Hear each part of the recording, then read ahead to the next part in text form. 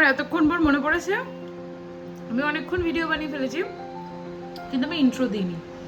তো যাই হোক এভরিওয়ান, আশা করি তোমরা সবাই খুব ভালো আছো। দেবালির নতুন একটি ভিডিওতে তোমাদের স্বাগত জানাই। জিম করে এসে একবার যদি তুমি বসে পড়ো তাহলে মানে আর উঠে কোনো কাজ করতে ইচ্ছা করবে না। তাই আমি ফার্স্টেই জিমের ব্যাগটা ক্লিন করব। ক্লিন করার পর ফ্রেশ হয়ে আমি রেডি হয়ে গেছি। সন্ধ্যাবেলায় মোটামুটি 2 না 3টে কাজ আছে, 3টে কাজ করব। আমার না ভীষণ ভালো লাগে যখন মানে ফুল ডে একটা প্যাকড আপ একদম শিডিউল থাকে, অনেক কাজ থাকে, আমার খুব ভালো লাগে।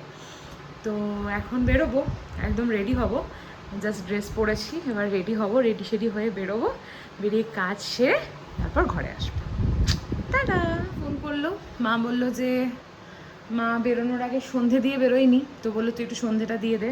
তাই আমি বেরোচ্ছিলামই, তো সন্ধেটা দিয়ে তারপরে বেরোই দিতে বা গপুর কাছে এসে বসতে। এই যে গপু আমাদের, আমার ভালোই লাগে। তাই মা যখন বললো যে সন্ধেটা দিয়ে দিতে, আমার ভালোই লাগলো যে মা সন্ধেটা দিয়ে বেরোয়নি, আমি তাহলে সন্ধেটা দিয়ে দিই।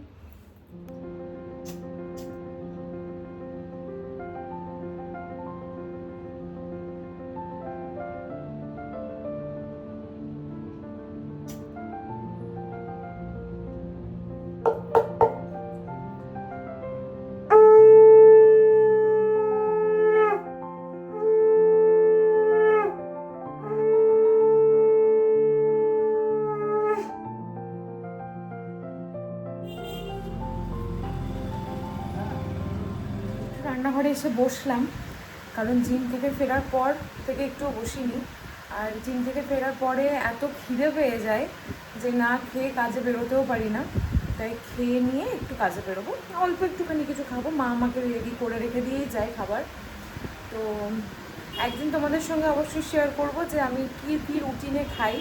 আসলে ওয়েট কমানোটা, দেখো আমি একদম বিশ্বাস করি না রোগা মোটা, তুমি রোগা না মোটা। অনেকেই আছে যারা হেলদি, রোগা মোটা বলে যে কথাগুলো আজকালকার দিনে আমরা ব্যবহার করি না, ওটা খুব বাজে। তো অনেকেই আছে হেলদি, তো যারা হেলদি তারা কিন্তু অনেক সময় বেশি ফ্লেক্সিবল হয়। সব হেলদিরাই যে সবসময় মানে বসে থাকে বা এরকম একদমই নয়। তো আমার ফিগারটাও কিন্তু একটু হেলদির মধ্যেই, কিন্তু আমার মনে হয় যে সুস্থ থাকাটা বেশি গুরুত্বপূর্ণ। তাই তুমি রোগা না মোটা সেটা ম্যাটার করে না। অনেক রোগা রয়েছে যাদের মধ্যে, যাদের শরীরে অনেক কমপ্লিকেশনস বা অনেক প্রবলেম থাকে। আমার মনে হয় ডেলি রুটিনের খাওয়া দাওয়াটা ঠিক করে রাখতে হয়।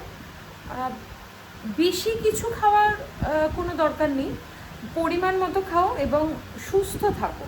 তোমার যদি মনে হয় যে তোমার আজকে বিরিয়ানি খেতে ইচ্ছে করছে এবং তুমি অনেক দিন খাওনি, তুমি খাও, অবশ্যই খাও।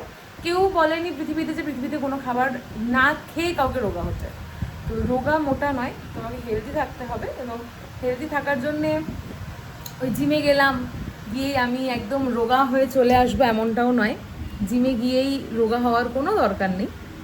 যাও, হেলদি থাকো, ফিট থাকো, ফিটনেসের জন্য জিমে যাও, আমি এইটুকু বলতে পারি। তো চলো এখন আমি খেয়ে নিই। আজকে বাড়ি ফিরতে ফিরতে হয়ে গেল অনেক দেরি।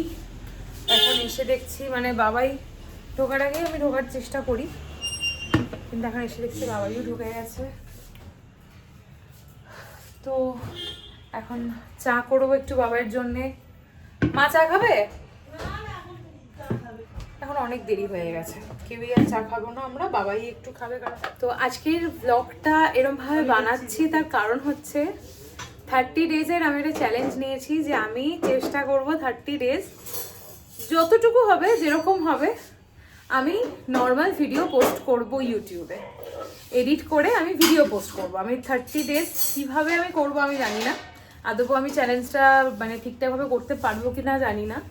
তবে নিয়েছি, দেখা যাক কতটা কি পারি না পারি, যেরকমভাবেই হোক আমি চেষ্টা করবো, জয়টুকু হোক, যেটুকুই পারি, যখন পারি, কারণ অনেকটা কাজের মধ্যে থাকি, তো সবসময় হবে কিনা যা তাও জানি না। তো যতটা পারবো, যেরকমভাবে পারবো, যতটুকু পারবো। চা হয়ে গেল, বাবার জন্য চা নিয়ে এসছি, চাটা বাবাইকে দেবো। বিস্কুট খাবে নাকি বাবাই? বিস্কুট খাবে না? এইভাবে ব্লগ করছি তো তো মানে আমরা তো মানে এরকমভাবে ব্লগ করে অভ্যস্ত নই, কিন্তু সময়ের সাথে সাথে সবটাই শিখতে হয়।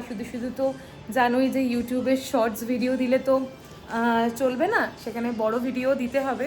তো বড় ভিডিও যেহেতু আমার ট্রাভেল ব্লগ হিসেবেও আসে, তো সেখানে ভাবলাম যে তোমাদের সঙ্গে যদি ডেলি ব্লগ উইথ ট্রাভেল করি তাহলে জিনিসটা কেমন আসে সেটা দেখব।